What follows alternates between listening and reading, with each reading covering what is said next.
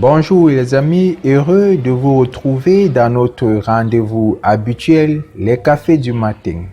Dans les cafés de ce matin, un 16e épisode de notre série intitulée Science et Business, comment ça marche?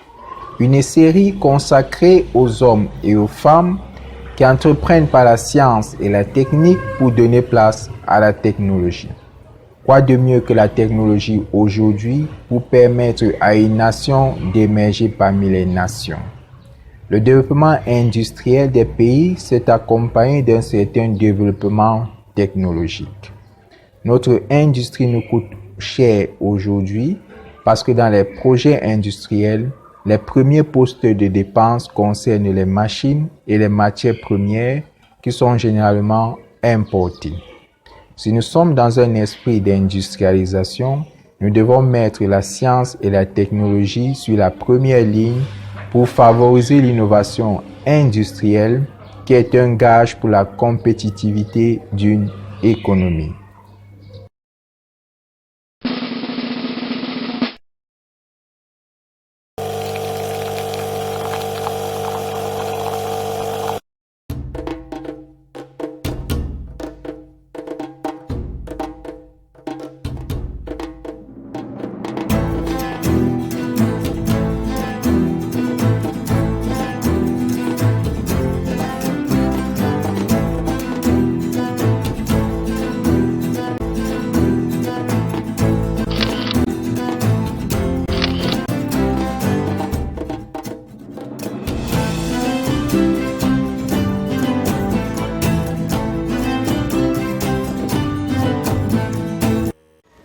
Le carbonate de sodium est un produit chimique aux multiples applications industrielles.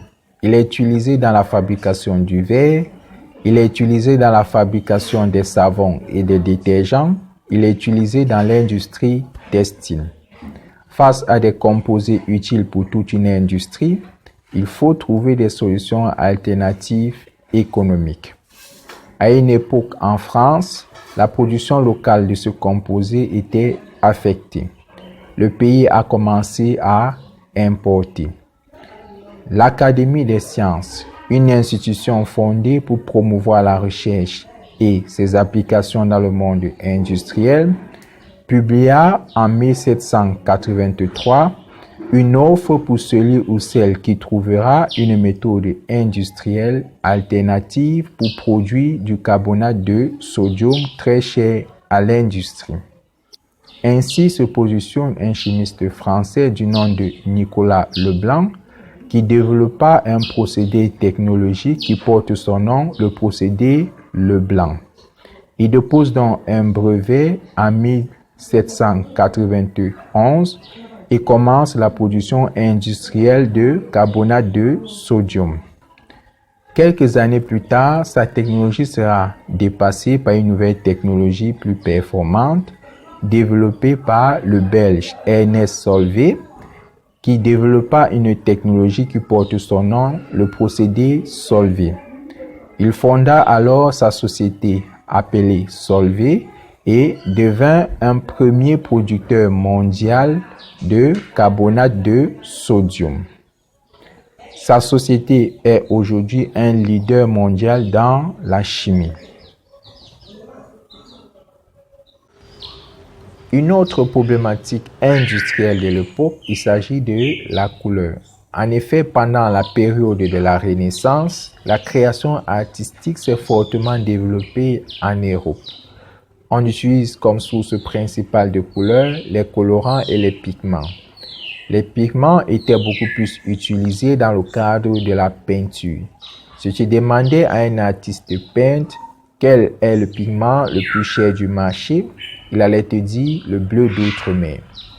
Le bleu d'outre-mer est un pigment bleu obtenu à partir d'une pierre minérale, le lapis-lazuli.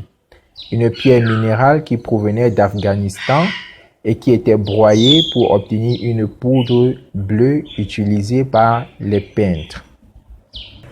En France, la Société d'encouragement pour l'industrie nationale, une institution fondée en 1801 pour encourager la recherche et l'innovation industrielle, a publié une offre pour celui ou celle qui trouvera une méthode industrielle, alternative et économique au bleu d'outre-mer provenant de l'Orient. Alors s'est positionné un chimiste français, Jean-Baptiste Guimet, qui apportait une solution alternative et économique en 1827 qui porta le nom de bleu Guimet. Dans l'industrie, nous sommes constamment à la recherche des matières premières alternatives, à la recherche des technologies industrielles performantes. Pour arriver à des solutions, il faut impliquer et soutenir la recherche industrielle. Ernest Solvay, qui a compris cela très tôt, a commencé à organiser des congrès scientifiques où il rassembla des jeunes chercheurs de son époque pour discuter des problématiques industrielles, pour discuter des progrès scientifiques et de leurs applications dans le monde industriel.